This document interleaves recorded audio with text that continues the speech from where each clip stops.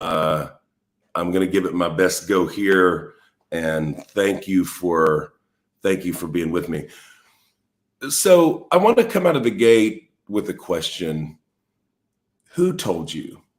You know how God asked Adam and Eve, who told you that you were naked in the garden? Who told you that the middle is a place to be aspired to? Especially for those of you who are people like me or people of faith. Who told you that the middle is the place that you're supposed to be? Who told you that between polarities in a polarized and polarizing time, that the most faithful space is to be right in the middle? I want to talk a little bit about being stuck in the middle. But I think first, I've gone way too long without invoking a U2 lyric. Would you bear with me? So, Bullet the Blue Sky off the 1987 album Joshua Tree, certainly a classic song.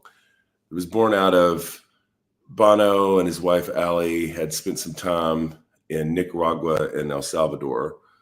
And while they were there, living among people who are very poor and seeing in real time the implications of the ways that they were bullied, not only by some of their neighbors, but by United States military involvement. And he's just watching all this in real time. And from that comes this protest song. So if you're familiar with the song, you know the spoken word part that comes later. So this guy comes up to me, his face red like a rose on a thorn bush, like all the colors of a royal flush. And he's peeling off those dollar bills, slapping them down, 100, 200. And I can see those fighter planes, and I can see those fighter planes. And that experience of seeing these fighter planes and what they're doing among the poorest of the poor, it turns into this song with this really kind of primal energy. Over the years, the band would continue to experiment with the song and reinvent the song live. My favorite version was on the Songs of Innocence tour in 2015. And the live Paris show, Bono does this bit that I still think is one of the most remarkable things I've heard in that context of popular music, where he changes the spoken word part. And instead of it being this kind of accusation of the world around him, it turns into a scene where he's being accosted by his younger self, by a 19-year-old version of himself who's seeing the person that he is now. And that's on the other side of all the work that Bono has done with the One campaign and AIDS in Africa and all these things, but also a lot of years of living a kind of higher life. And so that lyric comes out like this. So this boy comes up to me, his face red like a rose on a thorn bush, like all the colors of a royal flush, a young man with a young man's blush. And this boy, he looked a whole lot like me. This boy looked just like me. He stuck his face into my face and he asked me, have you forgotten who you are? Have you forgotten where you come from? You're Irish, but here you are all smiling and making out with the powerful, like you're really here for the powerless. And he's pulling the dollar bills out of my hand, patting me down.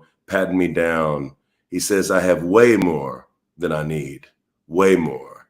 He says, I got 100, 200, I'm hearing the edge, some of you are too in your head right now, 300 times more than I need. And he asked me, can you see those fighter planes when you're flying on private planes? Can you see those fighter planes when you're flying on private planes? And that's just hung with me ever since. It's there's more to the little dialogue with his young self, and the whole thing is profound. But I think even to ask the question, even to have the self-awareness to probe, the young Bono who's young and scrappy and all the things says, Can you see those fighter planes? Can you see those fighter planes? But to ask then, as a man in his mid-50s, can you see those fighter planes when you're flying on private planes? There's that great line. I'm not sure, it gets attributed to different people. C.S. Lewis does something similar, but not exactly to it in the Screwtape Letters. I think of it most famously from the film The Usual Suspects. The greatest trick that the devil ever pulled was to convince people that he doesn't exist. I like to say these days that I don't think the greatest trick the devil ever pulled was convincing us that he didn't exist. I think the greatest trick the devil ever pulled was convincing people who are powerful that they are powerless. I think the greatest trick the devil has ever pulled is convincing people that have enormous wealth, enormous influence, and affluence that somehow we're on the bottom of the pile, that we're the ones who are persecuted. Because once you buy into that lie, and it is a lie, that as the folks who really are on top of history, that somehow you're the ones on the underside. And I think especially for people in the church, for a certain segment of the American church, evangelical church in North America, that's the lie at the heart of all the other lies, is that when you think you are still David, young and scrappy, five smooth stones in your pack, ready to take down the giant. And you're not aware anymore that you are the giant. You are the giant. You're not young and scrappy and having to trust God to be able to take out an enemy who's intimidating you. You're the one who's doing the intimidating. You're the one who's doing the bullying. You're the one who's pushing people around. Yet I feel like this is what I see all the time, is that because of this lie, that people believed that they're the ones who are powerless. And you can understand then, right? Because the rules are kind of different from the underside, aren't they? If it is true somehow that you are oppressed and that you're the ones who are under the boot of the empire, well, that's a very different sound. So I'm convinced a lot of us spend a lot of our time trying to convince ourselves that that's the place that we're in. I'm also, to go to my original question though, I'm also convinced that there's a lot of us and a lot of folks who are super well-intentioned and who see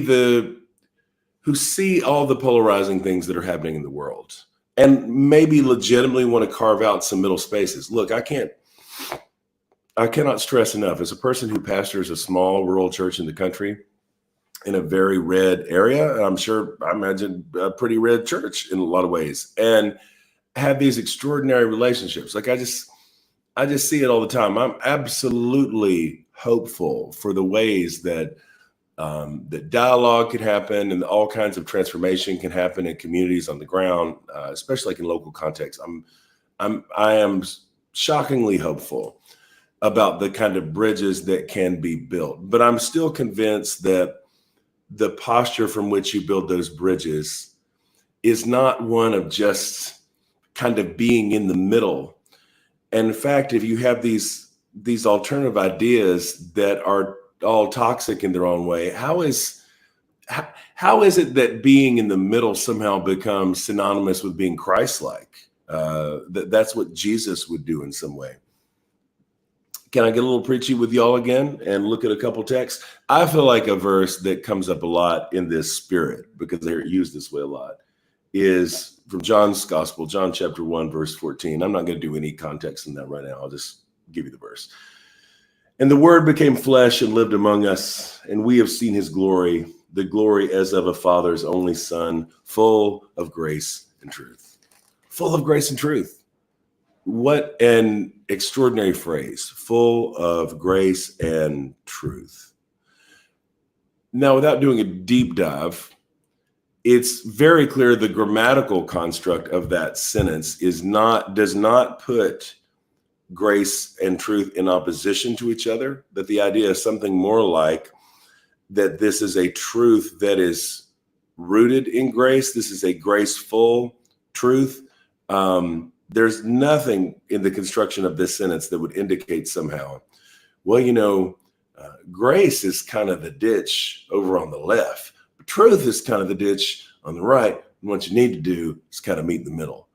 Think about actually what an impoverished look of the world, way of looking at the world that would really be anyway, right? Is that if the lens of grace is not truthful, that when you're looking at your neighbor through a lens of empathy and compassion and deep feeling, that's not truthful.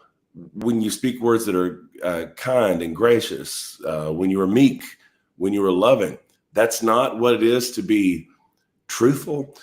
No, what we see over and over again through, especially embodied in Jesus, is we see the fierceness of this flame of love, of this truth that's always embodied in the form of grace. There are never moments in which Jesus is not graceful and gracious, even when Jesus provokes and Jesus pokes. I hit this hard the other day and I'm not done with it.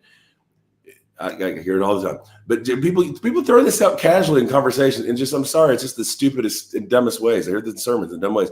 You'll never find anybody who talked tougher than Jesus, blah, blah, blah. Who did he talk tough to? Who did he speak hard words for? What was he talking about? Who was he talking to? And what was he talking about? Inevitably, we see the same thing over and over again. We see that when religion is weaponized in a way that oppresses rather than sets people free. Y'all feel free to fact check me and show me where I'm wrong. Where do you see Jesus leaning in with a harsh critique for in any other form except when specifically religious people, instead of setting the captives free, instead of liberating, instead of unlocking the cages, they're putting people in them. You create double sons of hell who are even worse off than yourselves. You load people up with burdens that you yourself are not able to carry. This is always the context for Jesus. And what I always hear instead is that hyper-religious people in their zeal and in their zealotry for who, again, are actually at the top of the pile, using this as a justification for why you get to punch down other people who really are in a marginalized kind of space. I just got to get this out of my system right here. So when I talk even about marginalized communities, because you understand this will determine how you operate in the world in so many different ways, who you believe the marginalized are. If you are wrong about this, if you think that you are marginalized and you are not, if you cannot see the fighter planes because you're riding on private planes, you understand that this doesn't just skew your view of the gospel. This skews your view about everything. It's why it's no small thing. It's why it's no small thing. Maybe even I need to linker with it a little bit more. Where do you see yourself in the world? And wherever you see yourself in the world, why do you see yourself there? I think a lot of us, because maybe we don't have exponential wealth or power or influence, and because everybody in some level is struggling to pay their bills and live life, it makes sense in a way that people can easily talk themselves into, like the world's out to get me. But is that true? Is that really truthful? The gospel is written from the underside, and the promises the gospel makes only make sense from the underside. It's one of the reasons why I'm convinced that we only hear it right when we're flat on our backs. You know, in a few weeks, we'll be getting into Advent, and we'll go here, right? That the expectation of Isaiah, and of course, it's a glorious, glorious section, but this idea that there's a time that will come when the mountains will be brought low, but the valleys will be exalted. Well, that is good news for you if you're in a valley, but it's not good news if you're on top of the mountain. And yet we preach these things, teach these things, talk about these ideas as if where you're standing, whether or not you're in the mountain or the valley, is somehow value neutral, right? I'm slowing this down because I don't mean this harshly. What I'm saying is not complicated, and it's not that messy. It's if you're having a hard time with it, it may be because it's a little bit too clear. If the expectation is that Messiah comes in such a way, and so subverts the systems of this world, of this present age, to use Paul's language, that mountains will be brought low and valleys will be exalted, then where you're standing is not value neutral. That gospel has a different sound, whether or not you're on the top of the mountain or in the valley. If you're in the valley, it's good news. If you're on the mountain, not so much good news. Now, if you are on the mountain and talk yourself into being into the valley, you can understand how, not that God can't still get a liberating word to us, but how that gets a lot more complicated. When we're walking in deceit, when there's actual deception about who we are, actual deception about where we are in the food chain, deception,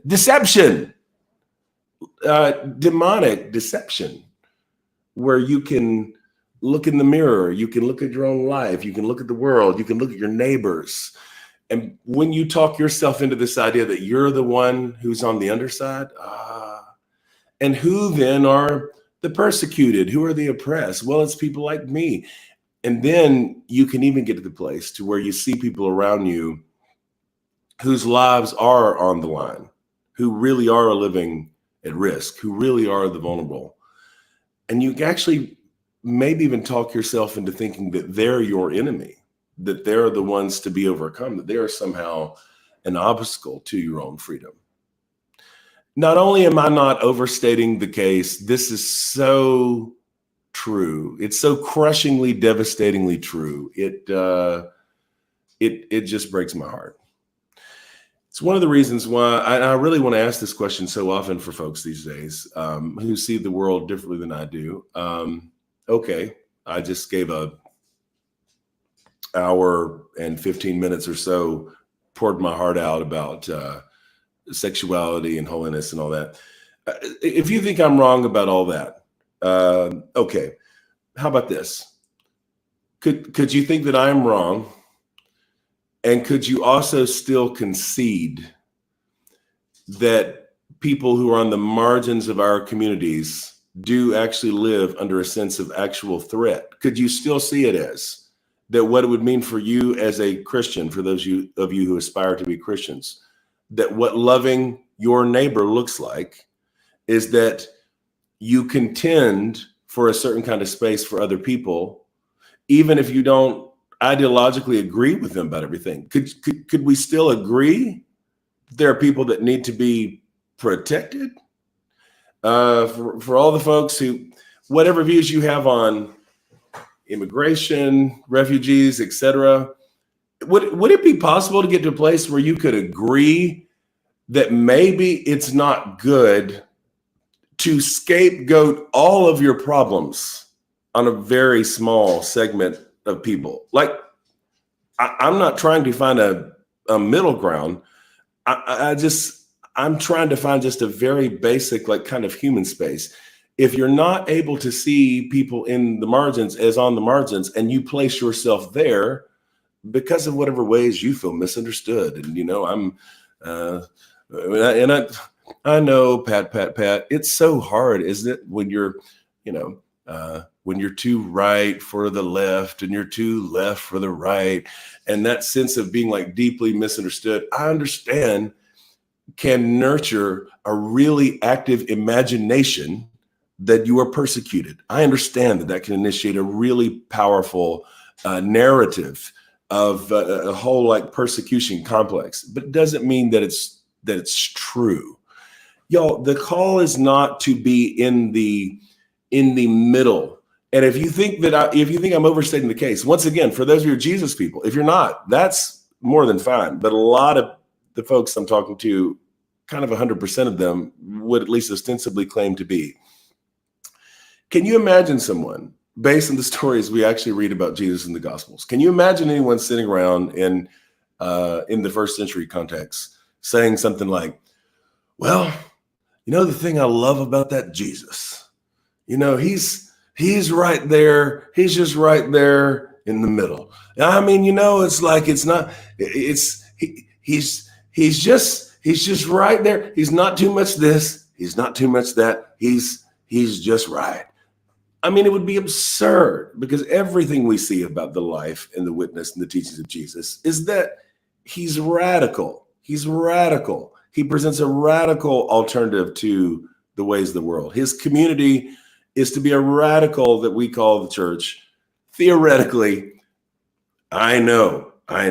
But the idea was that it would be a radical alternative to the ways of the world. And what is the world? What is the world? Not the world of, where whatever people that you don't like dominate and rule. The world that runs by the lust of the flesh, the lust of the eyes, the pride of life, the world where it's all about economics, the world that is Babylon now, right? The world in which it's all about bottom lines. And see, this is my trouble. I'm actually saying this very gently. I say it with tenderness because this cuts me too. I actually think the reason that a lot of us so need Jesus to be in the middle, and we need to feel like we're in the middle. I'm just not going to extremes. Is it possible that maybe that rather than not going to the extremes, that the call more is to go to the right extreme? Because I feel like a televangelist when I do this. I'm really looking at the tiny little camera in my house where there's no production and no post-production, none of the other things. So how hokey can it be? Because there's only so much, there are no special effects to use here. Really looking right at you. So if on one side of the equation is love, what would you like to have in the balance on the other side of love, where you can somehow meet in the middle? If on the other side is racism, nativism, scapegoating, if on one side of the equation is complete justification to not to love your neighbors, but to scapegoat them, and the call on the other side is a love of God that is expressed in the world through selflessness, through taking up your own cross, through placing the needs of others above your own needs. What would it look like to meet in the middle of that? No, I really want to know. Feel free to type in the comments. Send me a little note. Send me a little message. Go for it. Actually, please help me to understand where it is from a posture of love that you meet in the middle with hate. Really, help me understand this. Martin Luther King wrote his extraordinary letter from a Birmingham jail, and I read it on a regular basis because I kind of need to get my ass kicked that way on a regular basis. I think we all need. But you'll recall the way that Dr. King so elegantly and also though with such brutal precision describes the plight of the white moderate. All right. When you read that description of King's white moderate, how does that remind you of Jesus? Does it describe a person that you want to be? Does it describe a space that you want to live in?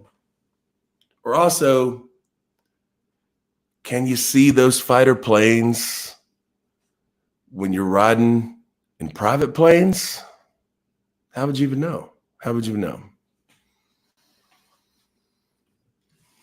I talked a few weeks ago from Revelation about the aerial view that Revelation gives us, that 30,000 foot, that stepping back even outside of time and space and history, the cosmos.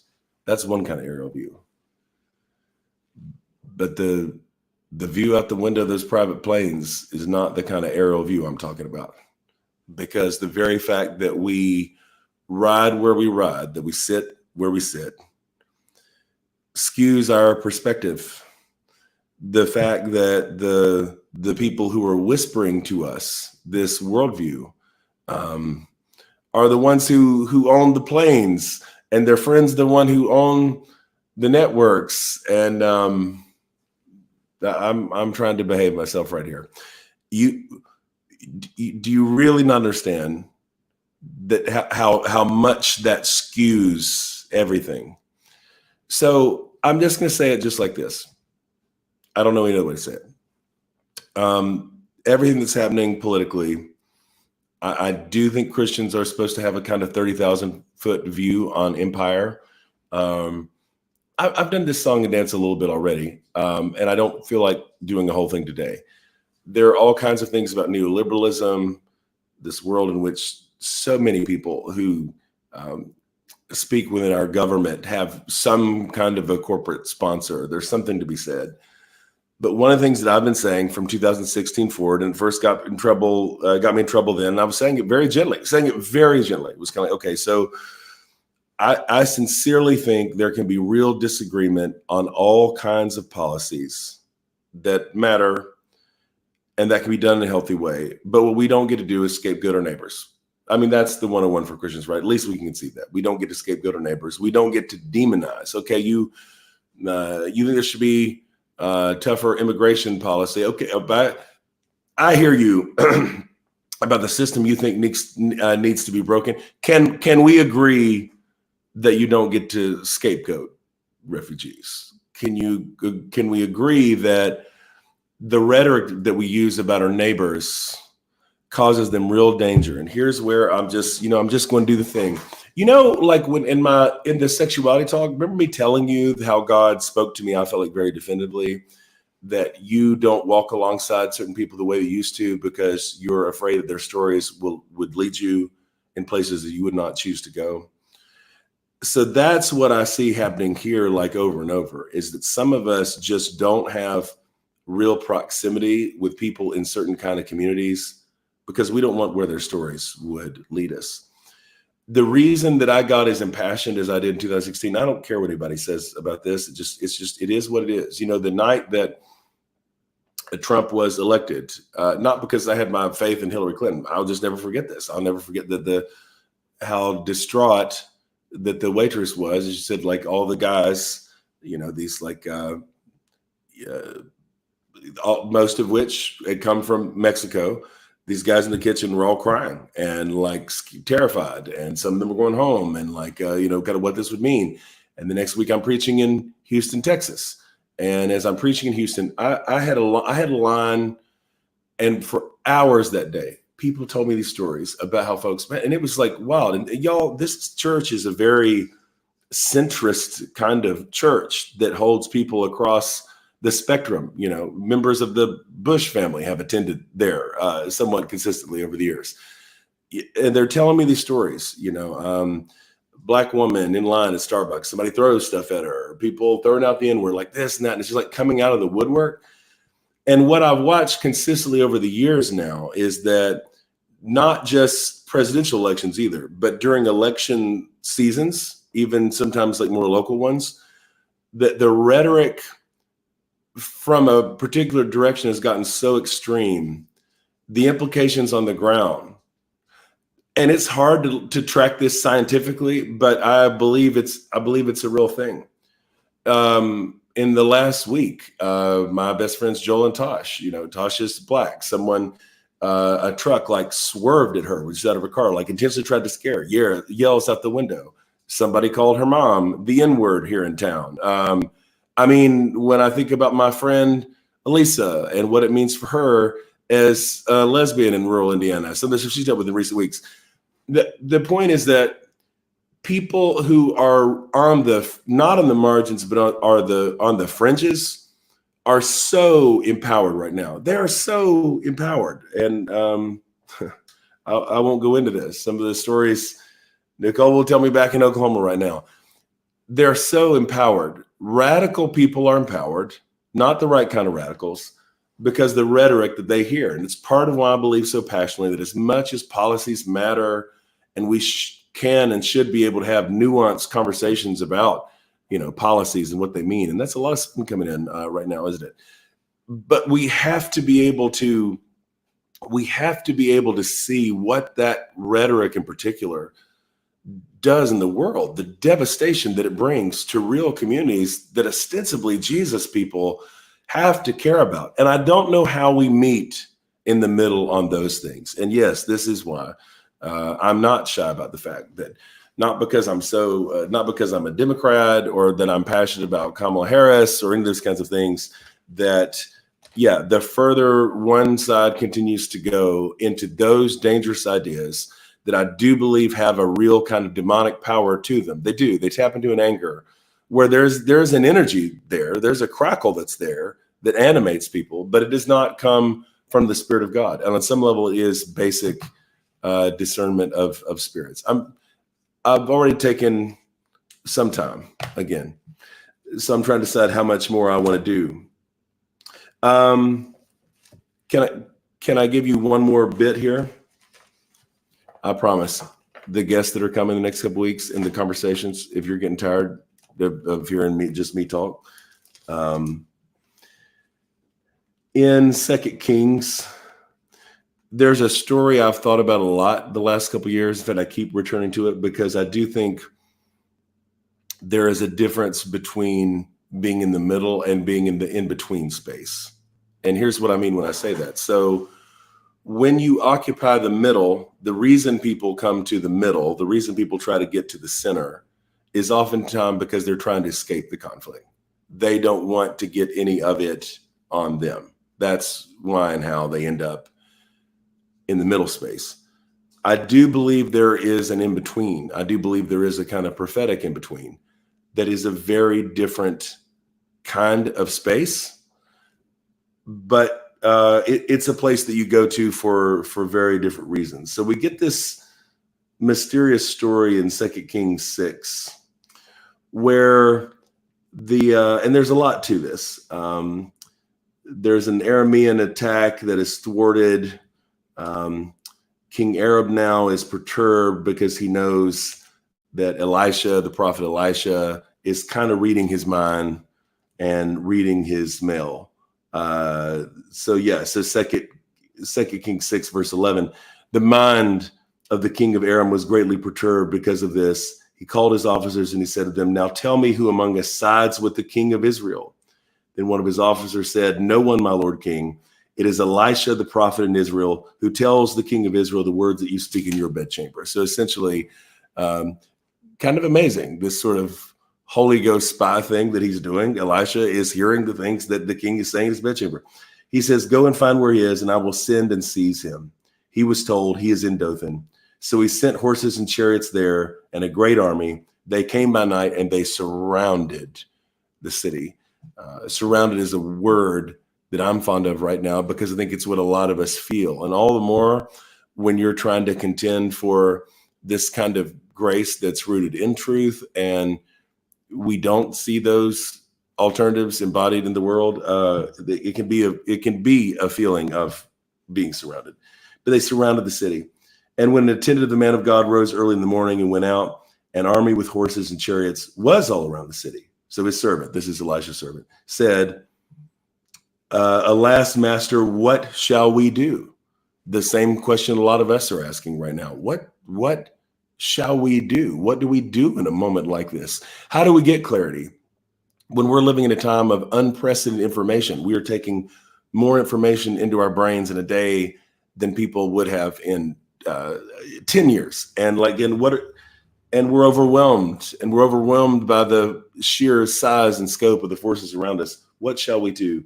He replied, "Do not be afraid, for there are more with us than there are with them." Now, part of what I love about this is that it's objectively kind of not true, is that it sounds so spiritual to say it this way. In the natural, that does feel like a televangelist. In the natural. Now, if you're looking at the world in the natural, if you look from a natural point of view, well, objectively, the city's surrounded. In the natural, there is an army that is surrounded. There are definitely more of them than there are of us in the natural. I'm having fun with this. But that's where this gets especially gorgeous, because it's right in this moment that the reply is, "Do not be afraid, for there are more with us than there are with them." And Elisha prayed, "O Lord, please open his eyes that he may see." And so the Lord opened the eyes of the servant, and he saw, now no longer in the natural, and the mountain was full of horses and chariots of fire all around Elisha. Now, I love that because note, the mountain is full of horses and chariots of fire all around Elisha. Well, didn't say there are more people, did it? The idea is not that there are more people with them, that whatever the more looks like, more of us than with them, that includes this heavenly army. I think that includes something more like what Dr. King talked about in terms of this moral arc of the universe that is long but bent towards justice. There is more with us than with them. That this is where the weight of divine history lands. The beings that comprise this more were not necessarily, if you're just taking a census, if you're just taking an ordinary count, there were more of them.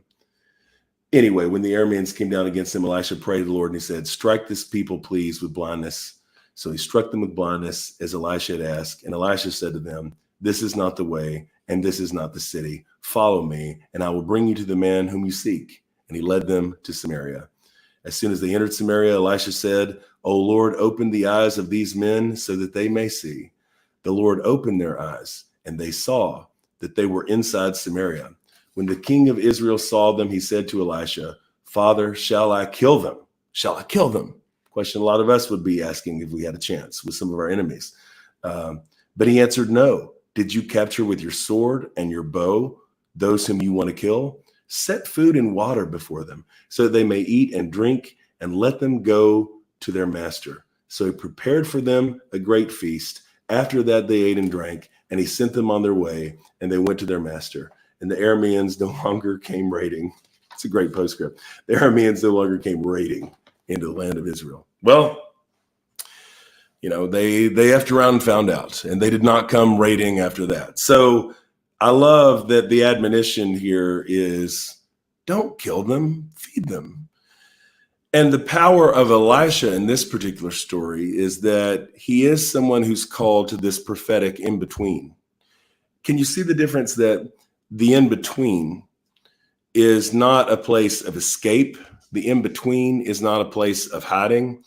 The in-between is a place that you go where you get in more danger, not less. And that's why I don't like it when people take the radical language of the kingdom. I do think the kingdom or kingdom of God is radical, but they use it to describe just kind of being in the center, just kind of uncommitted, undecided, up in the air.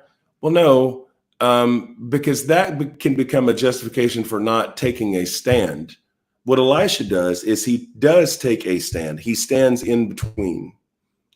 He stands in between, ostensibly, the people of God and the people who are making war against the enemies of God. In a way, he stands between Israel, his people, and their own capacity for self-destruction. He stands in such a way that ultimately is not just for his friends, but for his, quote, enemies. He stands in such a way that he's not in the middle. He's choosing the in-between, knowing that this is a place, knowing that this is a space where he's not going to be safer. He's going to be more vulnerable. That kind of prophetic in-between, that in-between space is a much different space than being in the middle of a thing. So whatever encouragement I can give you to find that kind of in between, that can be worthwhile. That can get interesting to be in between. But I just know that if you find the in between, then it's not going to be a happy medium. It's not going to be somewhere between love and hate. It's not going to be somewhere between, now you see, with racism on one side and anti-racism on the other side, just need to find a little spot in the middle. No, like if you're in the in-between, you're in the thick of it. You are right in the crosshairs in a purposeful way, in a way that offers your own life, offers your own self as a gift to your neighbors. Very different from being in the middle versus being in between. I'll end with this. I got a little chippy for no good reason this week, because sometimes I preach sermons in my head that I don't, who are they really for? But Stanley Hauerwas was such a mentor to me. I consider to be my greatest theological mentor. It's the reason I went to Duke Divinity. And that time was so formative for me in so many ways. I have lots of Hauerwas stories. First semester I was there teaching a class in Catholic moral theology. Class was full, so I had to get permission directly from him to take it. And I'll never forget climbing to the 4 flights to get to his office, knock on the door, and him asking me, what do you think a Church of God, Cleveland, Tennessee boy has to learn from Catholic moral theology? And I muttered something about Catholicism as a holiness movement and let me in. And got into this class, where we're reading a lot of Thomas Aquinas, which feels like reading math. And everybody there was Doogie Howser smart, had already been in Ivy League schools. And I'm coming in from our Church of God seminary in Cleveland, Tennessee, and just thinking, I don't even know if I belong here. But I wrote a paper at the end that he loved, asked me to come to his office, told me I needed to publish the paper. And from there on, the way I feel like a lot of people describe with Hauerwas and his students, I mean, just this really lovely grandfather kind of figure, but a grandfather who's irascible and ornery and who says a lot of things. I had him at the church that I founded and led in Charlotte for 9 years, but we were early in our history and we had just been doing a series on the Gospel of Matthew, and I brought in Hauerwas. It was during the election. That would have been Obama and Romney. And I remember asking him questions about all of this. And, Hauerwas was doing his vintage Hauerwas riffs. If you know Hauerwas, he said a lot of things in the spirit of, the best thing that the church can do for the world is show the world that it is a world. I mean, there's a lot of language around the radical embodiment of the kingdom. But I mean, he's a radical in general. And one of the things he said that day, I'll never forget, because the thing had been going so well. He'd apparently never been invited to a Pentecostal church before. And I'm like kind of grooving with the music and getting into it. And he clearly was like feeling himself as he's doing his thing. And I just thought, it was monumental. It was great. But he gets this bit where he says, I've given up using my worst profanities in public, but I will quote myself. And he quotes himself from Newsweek, where he had said, God is killing the church in America, and we goddamn well deserve it. And I remember the time just about swallowing the microphone. And it was so funny because there's this part of me, because I love Hauerwas for the radical that he is. It's like, this is so great. I'm so happy that you are invoking this classic line right now. And also realizing that I was going to lose a big chunk of the church. And we did. Probably lost 40 to 50. First time. That's when a lot of folks said, like, we'll think we'll go back to the home church. But I think about Hauerwas a lot in this moment because I feel like Hauerwas always articulates a radical vision of Christianity. And especially because in his day, in his prime, he's writing in the context of a world where mainline Protestantism had become kind of indistinguishable from just sort of polite, bougie, middle-class Christianity. It's polite. There are no sharp edges to it. It is not seeing the fighter planes. It is riding on private planes. It is very much kind of just supporting the American dream. And I feel like now when I hear people quote Hauerwas, they'll do it in a way to where they articulate Hauerwas's vision of the kingdom of God does have a kind of over againstness to it, right? That there's this community of God's people that is very unlike the empire, is very much unlike the world, and will stress that kind of over againstness, but do it in a way where I really think it's a pivot more towards trying to be in the middle and then kind of in the in-between. And I think in general, as valuable as Hauerwas's critique is, you need him, but you need King, and you need James Lawson, and you need the Black church. You need that kind of prophetic witness. There is an over againstness to this kingdom, but while God's kingdom is not of the world, it is very much present in the world. And how that kingdom looks in community on the ground, how people are living in the shadow of the empire, what we do with our lives, what we do with our bodies, what we do with our votes even does matter. And I think there is some reconciling there that has to be.